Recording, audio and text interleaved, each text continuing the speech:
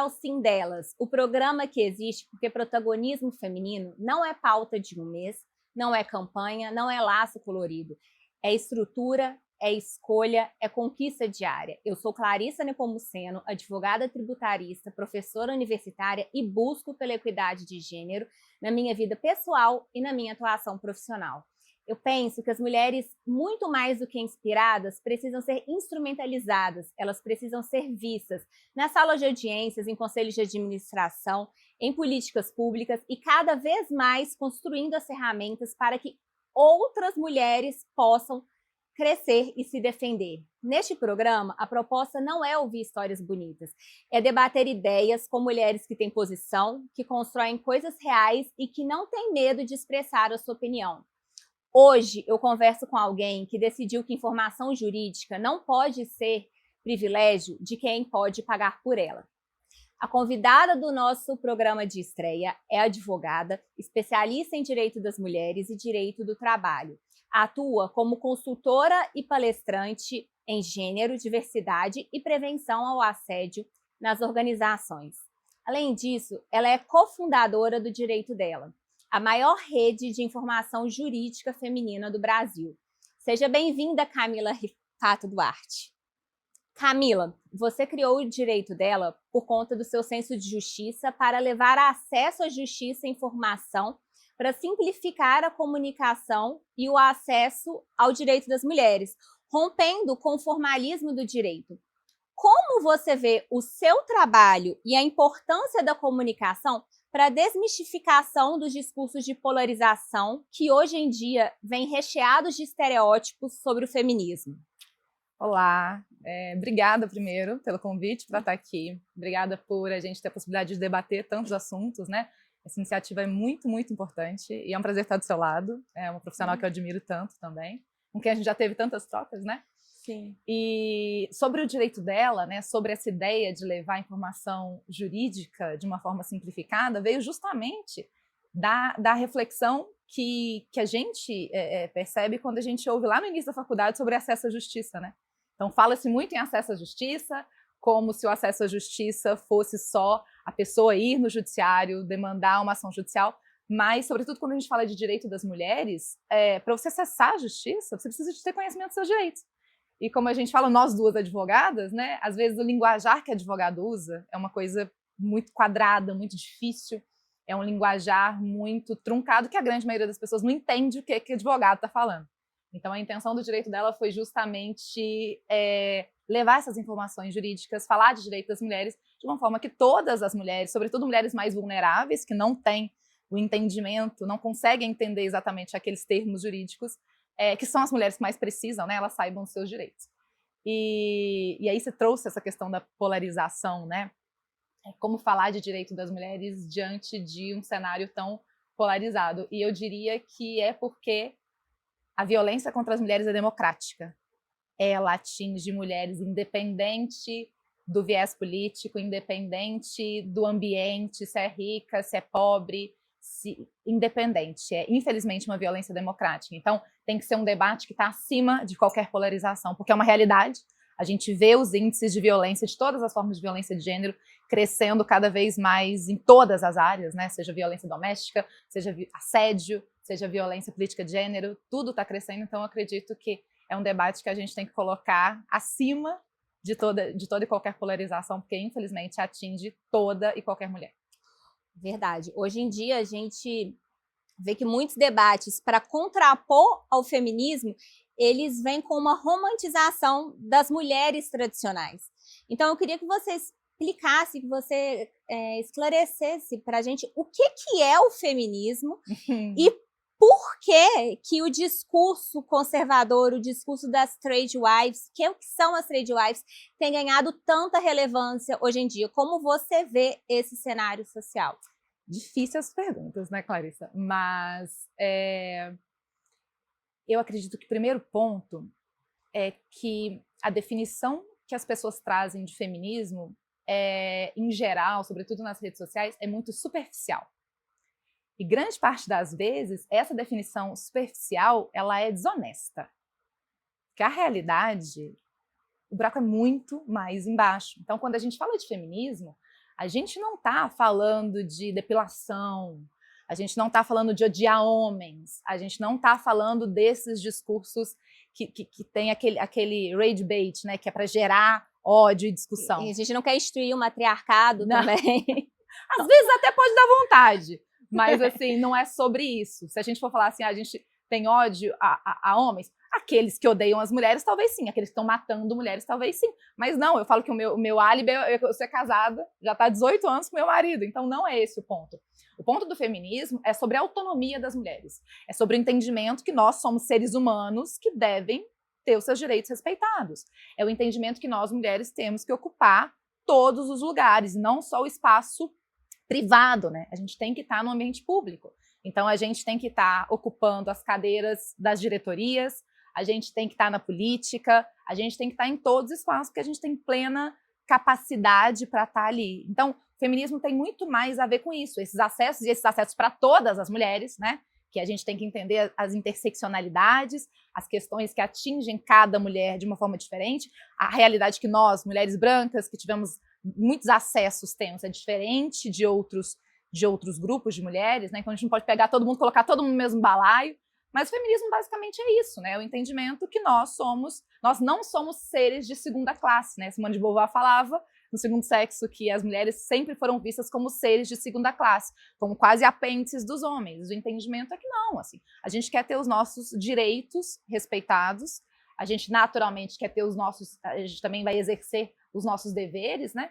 Mas é um debate muito profundo, a gente poderia ficar aqui horas e horas e horas falando só de feminismo, porque não é esse discurso de criação de nós contra eles, de uma criação de uma briga entre os gêneros, é sobre direito, é sobre respeito, é sobre igualdade, e inclusive é sobre o nosso direito de estar vivas, né? Porque a gente está vendo cada vez mais, infelizmente, casos absurdos de feminicídio, de muita violência contra a mulher. Então, assim, num momento de tanta violência, a gente ter que ouvir essas besteiras dói, né? A gente que estuda o assunto, a gente que tá tão por dentro. Me incomoda muito ver, principalmente nas redes sociais, no Instagram, no TikTok, influenciadoras que, às vezes, elas são casadas, são divorciadas, criam os filhos sozinhas, que trabalham, lucram com a internet, falando que a gente precisa se vestir de forma romântica, que a gente não pode levantar a voz, que a gente tem que ocupar um papel de uma mulher tradicional, que às vezes que defendem opiniões políticas e que se esquecem que essas conquistas, para elas poderem estar onde elas estão, vêm da luta feminista. Então, às vezes eu vejo, somos contra os feministas, vamos abaixar a nossa voz para a gente conseguir um marido. Não, gente, tá tudo errado. Vamos recapitular, vamos entender o que a gente está falando antes de levantar bandeiras. Perfeito. Então, eu queria que você explicasse o que são essas mulheres tradicionais, as trade wives. Ser trade wife significa acordar, fazer massagem para o shopping, dormir enquanto seu marido trabalha, ou existe algo além do que essa roupagem que a internet vende? Eu acho que, primeiro ponto, né, romantizar o passado é uma irresponsabilidade sobretudo o passado das mulheres, é uma irresponsabilidade com o tanto de mulheres que lutaram de forma incansável para sair dele, né? Porque quando essas pessoas hoje, essas mulheres hoje, elas falam de ser esposa tradicional, é num recorte completamente diferente. Primeiro, e elitizado. Completamente elitizado e completamente diferente. Porque se a gente vai falar da realidade das esposas tradicionais, a gente vai falar da década de 50, da década de 40, enfim. Primeiro, elas não eram nem para estar falando, né? Porque nessas épocas as mulheres não tinham direito de fala. Elas falavam através dos seus maridos. Então é muito incoerente, no mínimo incoerente, né? E, novamente, não acho que é só incoerência, acho que também é desonestidade vender algo que é irreal, porque estão nas redes sociais falando que a mulher não vai trabalhar, mas estar nas redes sociais, para elas, é estar trabalhando. Estão ganhando milhões com publicidade, milhões com visualização. Então, assim, é uma incoerência completa com o discurso que é defendido. Então, primeiro ponto do discurso, a mulher tem que dedicar-se única e exclusivamente à família. Elas estão trabalhando. A mulher tem que ser tradicional, então ela tem que respeitar o marido, ela tem que ser subordinada ao marido. Mas elas estão votando, elas estão dando opinião nas redes sociais, elas estão... Então, assim, se a gente efetivamente vai falar de ser tradicional, fecha a câmera e vai viver essa realidade consciente de todos os prós, mas de todos os contras que tem nela, porque esse é um ponto do feminismo, né? É sobre a liberdade de escolha. Então, não há nenhum problema na escolha consciente de uma mulher ser de não trabalhar fora de casa, porque tem o trabalho de cuidado, que é um trabalho, né? Não remunerado. Não remunerado. Não remunerado. Que no PIB anual, mais de 11 trilhões de dólares seriam o valor que se essas mulheres estivessem sendo remuneradas. Então, é o trabalho que possibilita que o trabalho remunerado dos homens aconteça. Então, esse é um ponto que a gente tem que trazer. Mas a lógica e o entendimento que, assim, você pode sim exercer esse seu direito consciente dos direitos que você está abrindo mão, por exemplo, mas não vai influenciar outras mulheres de realidade diferente vendendo algo que não é real. Enquanto você alcança, talvez, a sua independência justamente nessa venda de cursos. E aí pega numa dor que tradicionalmente a gente tem aquela visão de que a mulher quer casar, quer constituir família, quer ter filhos, no momento que as mulheres são atacadas, que sofrem violência e vem de um discurso de vou te ajudar a conseguir um marido. Isso. E no primeiro ponto é você ser dócil, você ser submissa e você aceitar atrocidades, talvez, porque é mais importante você manter aquela aparência para a sociedade do que você buscar a sua independência, buscar aquilo que você gosta, de você saber dizer não e de muitas vezes de entrar no mercado de trabalho, entrando ali num universo que seria masculino, sem que os homens entrem no universo feminino, que é o universo do cuidado. Isso. E aí, como resultado, a gente vê um monte de mulheres sobrecarregadas, e eu acho que é por isso que esse discurso seduz tanto. E, ao mesmo tempo, a gente vê alguns movimentos criticando essas mulheres que ingressam no mercado como se elas fossem homens de saia. Uhum. Mas, na verdade, quando a gente fala sobre diversidade, quando a gente fala de inclusão, a gente não está falando em homogeneização no sentido das mulheres virarem homens. A gente fala sobre as mulheres serem mulheres e do equilíbrio das características masculinas e femininas no direcionamento de uma equipe, no direcionamento de uma empresa, no direcionamento da sociedade. Então, eu queria que você falasse quais são os benefícios, né? Porque a gente fala da liderança Shakti, de ter... Eu não gosto muito desse termo de energia masculina e energia feminina, mas de ter essas características olhando para uma mesma direção. Ótimo, Clarissa. Eu acredito, na verdade, que assim, hoje, sobretudo nesse tempo de inteligência artificial, a gente fica discutindo o que vai ser substituído, o que não vai ser substituído, né? E grandes gurus da área costumam dizer o quê? O importante são as soft skills, que basicamente são as habilidades interpessoais, as habilidades de uma forma geral de uma pessoa. Nós, mulheres, até pela nossa socialização, a gente tem habilidades, a gente tem muito mais soft skills na grande maioria das vezes. Então, assim, a gente está gerindo casa, gerindo relacionamento. As mães, né, têm que desenvolver no seu exercício de maternidade tantas habilidades para conseguir mediar aquele ambiente. Olhar empático. Exato. E isso faz com que as mulheres tenham ainda mais habilidades para estar nesses ambientes. Então, quer uma pessoa com muitas soft skills, contrata uma mãe.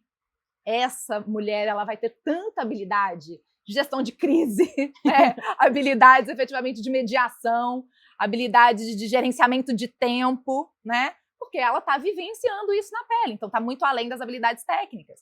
Então, é um contrassenso isso, porque grande parte das vezes, justamente para voltar com essas mulheres para o ambiente doméstico, falam, nossa, as mulheres têm tanta habilidade mesmo em casa, né? Elas têm tanta habilidade para gerir a família. E essas habilidades que são tão elogiadas nas mulheres quando elas estão no ambiente doméstico são ignoradas ou, às vezes, trazidas como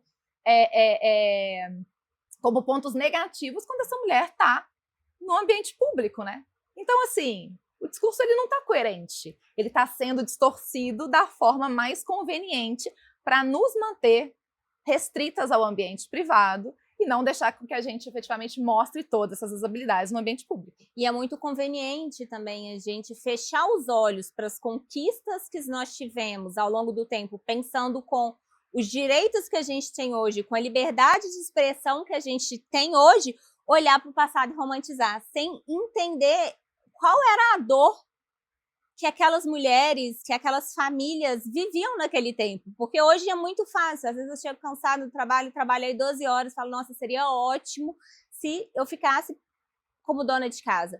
Mas o que seria dona de casa? Eu estaria limpando, estaria cozinhando ou eu estaria de férias? Quem estaria fazendo esse trabalho para mim? Haveriam outras mulheres para dar conta daquilo? Teriam outras mulheres trabalhando para que aquela casa funcionasse? Então, a gente não pode ser profeta de obra pronta. A gente tem que olhar de acordo com o que é. Então, é muito fácil você olhar hoje e romantizar o passado, mas você viveu no passado? Você soube o que era uma mulher que às vezes queria divorciar, sofrer algum tipo de violência e que não pode abandonar por conta do marido, ou que o marido às vezes tinha mais de uma família, ou que não dava conta de ser o provedor daquela família, a mulher não poder ir para o mercado de trabalho, a mulher não poder falar nada. Como que você enxerga isso? O que você pensa sobre isso? Eu acho excelente esse ponto que você trouxe, sobretudo em relação aos direitos, né? Porque é isso, ser tradicional é também pensar que eu não vou usufruir desses direitos que foram conquistados por feministas, porque acaba que a gente não pode, por mais que a gente precise que muitos homens sejam efetivamente aliados da causa, as grandes conquistas que nós mulheres tivemos relativas aos nossos direitos civis foram mobilizadas por mulheres, né? Então, assim, o direito ao divórcio é de 77, muito recente. Antes as mulheres eram desquitadas, foi só a partir do Código Civil de 1916 que nós deixamos de ser consideradas relativamente incapazes. Então, mulheres casadas eram consideradas relativamente incapazes. A gente não podia ter conta em banco, a gente não podia gerir nosso próprio patrimônio, que às vezes era um patrimônio herdado, era um patrimônio familiar, era o marido que geria isso. Então, as tradicionais, será que elas estão dispostas a ser tradicionais nisso também, né? Então, são tantos direitos e conquistas que nós estamos avançando ainda hoje. Então, muito recentemente só, que a mulher casada, pôde decidir sobre fazer a laqueadura sem autorização do marido. Isso tem 2 anos. A legítima defesa da honra, que tem 3 anos. Até pouco tempo, né? É isso que a Clarice trouxe. A legítima defesa da honra era uma tese que era levada, né, para os tribunais depois que uma mulher era morta. E aí o homem se defendia falando, olha, eu matei ela mesmo, mas era para defender a minha honra. Então, nessa balança... Mas o que é a sua honra e o que é a vida da mulher? O que é a honra, o que é ciúmes, o que é possessão? Nessa balança, a vida da mulher estava valendo menos do que a honra de um homem, né? Então, isso foi ontem. Então, parece que como nós temos 30, 40 anos, a gente já viveu numa sociedade muito diferente, muito mais igualitária, embora ainda esteja muito longe de ser igual, a gente acha que isso é antigo, e não, né? Até outro dia ali atrás, direito ao voto, não tem nem 100 anos que a gente tem direito ao voto.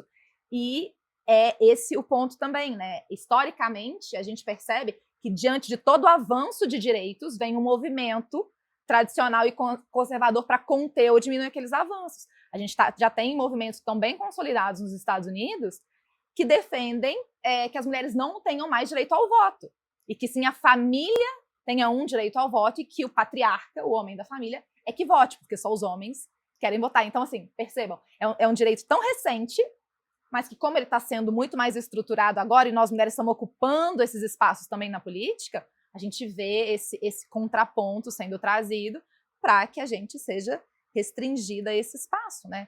Então, é isso, os nossos direitos são muito recentes e a gente ainda tem que conquistar tantos outros, né? E muitas vezes ter que afirmar e explicar por que a gente está buscando aquilo, sendo que a gente está tratando de direitos humanos básicos. A gente não está travando uma guerra homem contra as mulheres, a gente não está travando uma guerra contra mulheres, a gente está falando de mínimo civilizatório. Isso.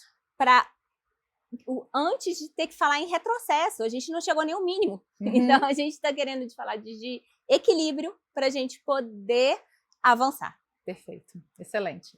E assim, um ponto muito legal disso que você está trazendo é a gente conseguir reorganizar nas nossas mentes essas possibilidades de sermos o que a gente quiser, mas entendendo aquilo que a gente está ou não abrindo mão, né? entendendo esses espaços mesmos que a gente quer ou não ocupar, mas decidindo abrir mão desses direitos, se for o caso, mas de forma muito consciente. Então, eu mesma sou fruto de um casal num relacionamento em que a minha mãe, a vida inteira, foi dona de casa. Ela abriu mão do trabalho e foi trabalhar, só que a dinâmica familiar foi construída de uma forma muito clara e de muito reconhecimento de que ela fazia o trabalho de cuidado. Então, nunca houve o dinheiro de um ou o dinheiro de outro, era da casa. Então, eu vi dentro da minha casa uma mãe extremamente feminista, que era mesmo a matriarca, digamos assim, embora não trabalhasse fora, mas de uma forma muito equilibrada. E hoje, no Brasil, a gente tem a possibilidade também de a mulher falar, não, ok, eu quero me dedicar à minha família, aos meus filhos, não vou trabalhar. Justo? Ok. Por que não faz, então, um contrato pré-nupcial, alinhando isso? Porque se divorcia depois... o trabalho não remunerado, essa dedicação, o afastamento do mercado, as dificuldades para voltar. Porque se em algum momento esse relacionamento acaba, eles não vão voltar em nível de igualdade. Ela vai estar com aquele gap na carreira de 10, 15 anos, enquanto o cara, legal, devidamente, se especializou, conseguiu crescer na carreira. Então não vai sair de igual para igual. Muito por ter uma dona de casa dando suporte para que ele pudesse crescer. Exato. Eu vi uma frase maravilhosa outro dia, que era assim, quanto que nós mulheres conseguiríamos conquistar se a gente tivesse uma esposa, né? Porque é isso. É o entendimento que, inclusive, a justiça reconhece nesse sentido, que grande parte, e por isso que, às vezes, o relacionamento termina a vida inteira, o homem trabalhou fora e a mulher não trabalhou fora, mas ela teve esse cuidado doméstico, e a visão e o julgamento social, às vezes, é tipo, nossa, ela nunca fez nada e agora quer metade de tudo. O entendimento na justiça hoje é justamente no sentido de que ele só conseguiu fazer esse tudo porque ele tinha essa mulher dentro de casa, mantendo toda a estrutura familiar, cuidando dos filhos, cuidando da casa, né? Então, a gente tem que ter esse entendimento também dos nossos direitos e agir de uma forma um pouco mais racional e menos romantizada frente a essas decisões. E quando a mulher já entende, resolve trabalhar, às vezes não por escolha, né? Às vezes ela precisa trabalhar, às vezes ela precisa manter a família, sim, ela precisa se manter, ou às vezes o marido não tem condições de bancar a casa e a mulher precisa para complementar a renda familiar. Como essas resistências se manifestam hoje dentro do mercado de trabalho? Eu acho que é um reflexo de tudo isso que a gente veio falando, né? Essa ideia de que existe o trabalho do homem e o trabalho da mulher. Em geral, as mulheres são muito aceitas dentro desse ambiente de cuidado e dentro desses trabalhos de cuidado. Então, se é uma secretária, então se é uma enfermeira, ou até uma médica, mas dentro desse contexto um pouco mais de cuidado, você está cuidando da limpeza, ok, porque é um trabalho que, de certa forma, é ainda de cuidado. Mas se essa mulher está sentada numa mesa de uma diretoria, tomando decisões administrativas de igual para igual, em geral, ela está passando um perrengue. E é engraçado, porque a gente está, né, com todo o burburinho do lançamento do filme Diabo Veste Prada 2, ótimo. E eu vi um corte recente do Diabo Veste Prada 1, em que a Andrea, que é representada pela Anne Hathaway, está em um jantar com um jornalista e ela fala, é muito engraçado quando a gente fala da Miranda, porque se ela fosse homem, ela seria admirada pelo trabalho, mas como ela é a mulher, ela é o diabo que veste Prada. E isso me lembra, pensando ao longo da história, de outras mulheres que tiveram trajetórias semelhantes, como a Angela Merkel, como a Margaret Thatcher, que tem vários estudos que mostram que quando elas assumiram as posições de poder, elas tiveram que incorporar características masculinas para que elas pudessem ser respeitadas e pudessem ingressar no ambiente político. Tanto que a vestimenta, sim, tanto da Margaret Thatcher quanto a vestimenta da Angela Merkel, era o terninho, com a saia, saltos baixos. Por quê? Porque fazia uma analogia à roupa que o homem usava, que era o terno. E aí, em paralelo, a Margaret, ela tentando governar, teve que adotar características masculinas. Inclusive, ela fez alguns preparos para engrossar a sua voz. E aí, como ela é lembrada hoje, ela é lembrada como a Dama de Ferro. De mais uma vez, como se fosse um lembrete de que aquela mulher é disfuncional, aquela mulher não deveria estar ali. O que espera-se da mulher, mesmo quando ela está em espaço de poder, que ela tenha uma postura maternal, né? A gente tem até uma expressão que é o momming, que muitas das vezes nas empresas espera-se que a líder, ela pode estar em qualquer lugar, mas ela tem que ter uma performance materna. E aí, acaba que muitos dos treinamentos que a gente faz em empresas, né, eu sempre proponho a lógica de, tem uma figurinha que eu costumo usar, que é um homem e uma mulher na mesma situação. Se a mulher fala de uma forma mais firme, ela é vista como grossa. O homem, às vezes, falando a mesma coisa, é assertivo. Então, e aí eu proponho essa reflexão. Quando você está lidando com uma liderança mulher e você está achando ela grossa, está achando que ela está incomodado com a presença dela e a forma com que ela articula, para um pouco antes e reflita. Se fosse um homem agindo exatamente dessa forma, será que estaria te incomodando tanto? Porque é isso, né? A gente acaba esperando inconscientemente, tem aqueles vieses inconscientes na nossa mente, que fazem com que a gente não espere determinadas condutas de uma mulher. E a gente tem que ficar sempre atenta a esses vieses para a gente não começar a exigir, mas porque é isso, mulher no ambiente de trabalho. Será que se fosse um homem, a gente deixaria de julgar quem está falando para pensar como a gente poderia melhorar? Perfeito, perfeito. Então, a gente tem que fazer essa avaliação porque é o que acontece, é essa frase que você falou, né? Se a Miranda fosse um homem, ela seria vista como implacável, como alguém que defende, como uma gênia, produtiva, veste a camisa da empresa, né?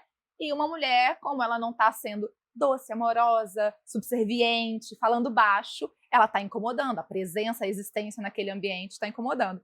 E aí, só fazendo um gancho, você falou da Anne Hathaway, falou da Miranda, do Diabo Veste Prada, me lembrou do assunto que a gente estava falando das Threadwives, porque acompanhando esse burburinho do Diabo Veste Prada, eu me lembrei que a Anne Hathaway comprou os direitos de um filme que vai se chamar Yesteryear, que é justamente a história de uma influenciadora Threadwife, que ela, aí eu não sei como isso acontece, mas que ela é levada para o passado para viver a realidade das Threadwifes mesmo. E aí, enfim, tô louca para ver esse filme, genial ela ter bancado essa ideia, né? E eu acho que vai ser uma experiência, assim, muito maravilhosa de utilização do cinema para contar uma história que está sendo distorcida nas redes sociais, né? Sim, e no cinema não deixa de ser uma forma também de comunicação, mas de forma talvez menos incisiva do que você está tentando ali fazer um letramento, uma palestra, um treinamento, que é uma forma de fazer a gente refletir por meio do lúdico de uma atriz super famosa, de uma atriz lindíssima, e ver como aquilo se aplica no dia a dia. E também falando dessas mulheres nos espaços de poder, nos espaços de liderança, ocupando o ambiente político, a gente vê que hoje é uma pauta que engaja. Sim. Você falar que você tem mulheres numa diretoria, que você tem a mulher no conselho, que você elegeu tal deputada, mas até que ponto isso é um espaço que está sendo legitimamente ocupado? Perfeito. Legitimamente ele está, mas até que ponto que aquele papel, ele realmente é exercido e até que ponto é o papel que está ali só para cumprir uma cota? Decorativo, né? Isso. Clarissa, eu já declinei alguns convites para palestrar em alguns eventos, para compor algumas mesas, porque claramente eu era a única mulher ali. E eu imagino o momento em que pensaram na mesa, falaram, gente, tem que pôr uma mulher, hein? Vamos achar alguma mulher para colocar aqui, porque senão vai ficar feio. E a gente, como advogada, a gente vê muito isso em eventos jurídicos, né? Hoje, nós, mulheres advogadas, somos a maioria das inscritas da OAB, ou seja, somos a maioria das advogadas, mas quando a gente vai ver tanto as diretorias quanto eventos jurídicos, de uma forma geral, quem está no palco, quem está decidindo. Exatamente, os tribunais superiores, quem está lá, né? E assim, não por falta de qualificação. Hoje as mulheres são mais qualificadas, né? Tecnicamente, tem uma pesquisa do IBGE que mostra que tanto a nível técnico até nível superior, as mulheres estão mais qualificadas tecnicamente. E um dos discursos para não nos deixar ocupar esses espaços antes era que a gente não tinha qualificação. E agora que a gente tem qualificação, qual que é o discurso? Será que vão confessar que é esse machismo que faz com que achem que a gente não tem competência? Que faz justamente o que você disse, né? Que coloquem a gente lá como, tipo, não, olha só, nós somos inclusivos. Nós temos uma diretora, em geral, uma diretora branca, uma diretora também que performa um certo padrão ali, e que, na hora da mesa de decisão, será que ela está tendo a mesma voz? Será que ela está sendo ouvida? Ou ela está sendo interrompida a cada 3 minutos? Será que é algo que ela acabou de falar, todo mundo ignorou, e quando um outro colaborador do lado, outro diretor, falou exatamente a mesma coisa, isso foi visto como uma ideia maravilhosa? Então, é uma discussão muito importante, exatamente esse ponto que você trouxe. Elas estão ali como uma decoração, ou elas estão ali efetivamente falando de igual para igual?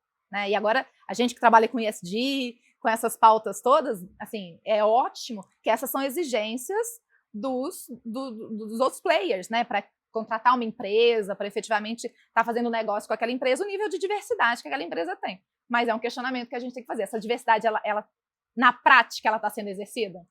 E, na verdade, a diversidade não é você mostrar que você tem uma mulher ali. Existem diversos benefícios de se terem homens e mulheres, os homens que são mais movidos a resultados e mulheres que têm uma visão mais estratégica, pensando juntos, no curto e a longo prazo. Isso traz diversos benefícios que vai muito além do discurso institucional e do relatório de sustentabilidade. Ótimo. E esse ponto, Clarissa, é muito bacana, porque algumas empresas veem a inclusão de mulheres, às vezes, como um favor que está fazendo, né? E aí, quando a gente vai ver os números de líderes mulheres, a entrega de mulheres é muito maravilhosa. Então, acaba que... E acontece também algo muito interessante, que às vezes as mulheres são trazidas para aqueles ambientes para efetivamente ter mais diversidade, e na prática é percebido o nível de qualificação e o quanto que elas estão agregando ali. Então, é entender também que a inclusão de mulheres no ambiente profissional não é favor,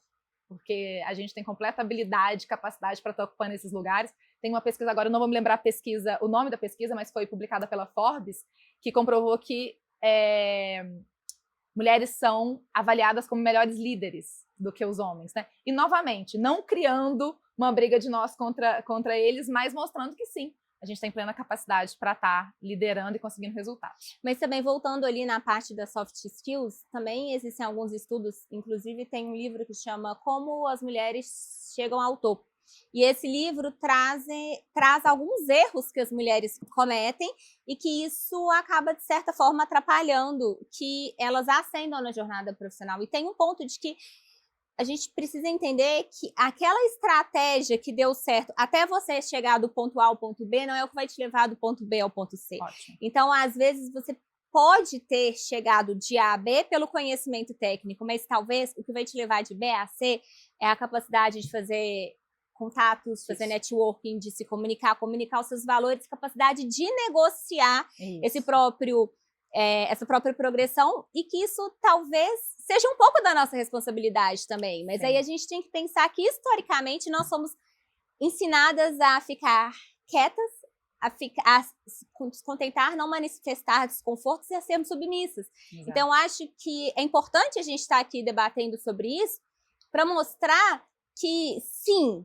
existe uma estrutura patriarcal, machista, que tenta levar as mulheres de volta para esse lugar de submissão, mas também existe um pouco da nossa responsabilidade de buscar e lutar por aquilo que a gente acredita e não deixar nos levar por esses discursos que alimentam os retrocessos. Ótimo.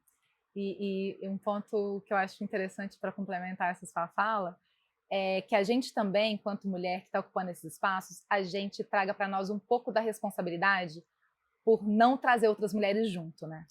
Porque a gente está falando muito aos homens, enfim, mas infelizmente a gente também, na prática, e nós conversamos isso no off, né? Sobretudo quando você me convidou para estar com você nesse programa, que assim... E às vezes, justamente por a gente ter tanta dificuldade de ocupar esses espaços, algumas mulheres ocupam e ficam com receio de trazer outras junto, porque às vezes com receio de ter que dividir alguma coisa, de ter que dividir um holofote, de ter que dividir um reconhecimento. E para nós isso é péssimo, porque quanto mais mulheres a gente traz para perto de nós, para trabalhar conosco, melhor é para todo mundo, né? A gente está trazendo, é um clichê, mas é uma sobe, puxa a outra, é uma traz a outra junto. Mas eu acho que como tem poucos espaços, a gente olha e fala, tem uma mulher na diretoria, então se eu quiser ser diretora, eu vou ter que pegar o lugar dela. Isso cria uma escassez artificial que, na verdade, ela não existe, porque se você pensar que existe um lugar para a mulher, realmente uma vai acabar rivalizando para a outra, mas por que eu não dar a mão, romper com esse mito da rivalidade feminina e estender a mão para que outras possam vir também? Isso é uma coisa que a gente tem que aprender com os homens, né? Isso a gente tem que aprender com eles, porque eles vão e trazem os outros juntos, enfim. Então a gente também tem que ter muito essa autocrítica, que também é algo inconsciente, que foi encrunhado na nossa mente desde a infância, né? De que, às vezes, essa resistência que eu tenho com outra... Tem muita mulher que fala, não gosto de trabalhar com mulher, né? Sim. E isso é um sinal de rivalidade feminina que, no final das contas, não beneficia ninguém, nem a nós mesmas, né? Então, é um chamado de atenção para nós também, mulheres. E eu acho que também tem a forma pela qual a história foi contada, sim, que estava sempre levando os homens como protagonistas e as mulheres sendo vistas, deixadas de lado. A própria história do Brasil, a gente pensa, a princesa Isabel assinou a Lei Áurea que libertou os escravos, que acabou, que teve a abolição da escravatura. Mas e quando a gente pensa na independência do Brasil? A gente estava até conversando hoje mais cedo sobre a imperatriz Leopoldina, sim, que ela era da família real austríaca, ela é filha do rei da Áustria, e a Áustria tinha um azar para os olhos da época que só nasciam herdeiras mulheres. Então, a Áustria pensou em preparar mulheres, ensinar economia, política, habilidades, negociações, para que a Áustria conseguisse aumentar o seu centro de influência e de poder por meio dos casamentos das filhas. E uma dessas filhas foi a imperatriz Leopoldina, que era sobrinha de Maria Antonieta, e percebendo o movimento que estava acontecendo na Europa e diante da decapitação da sua tia, articulou a independência do Brasil.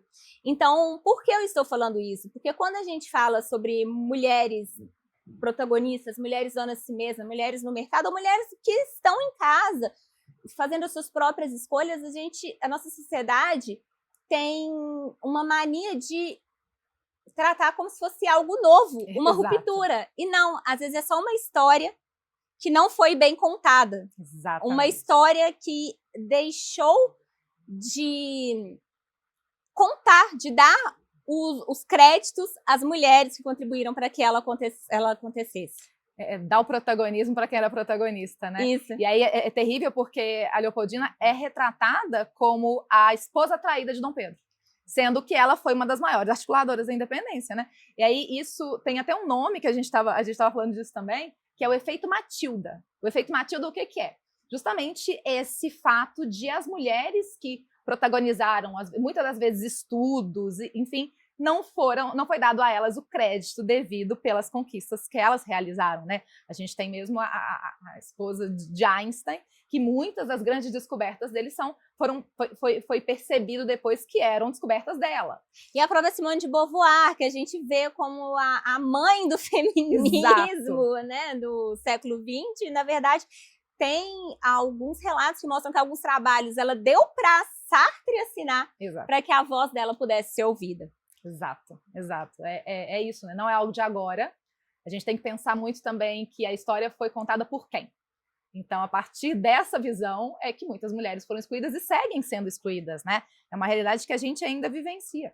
Então, é um ponto de atenção que a gente tem que olhar. Olhando para trás, a gente vê que essa luta já acontecia e hoje ela segue acontecendo e a gente tem que continuar lutando.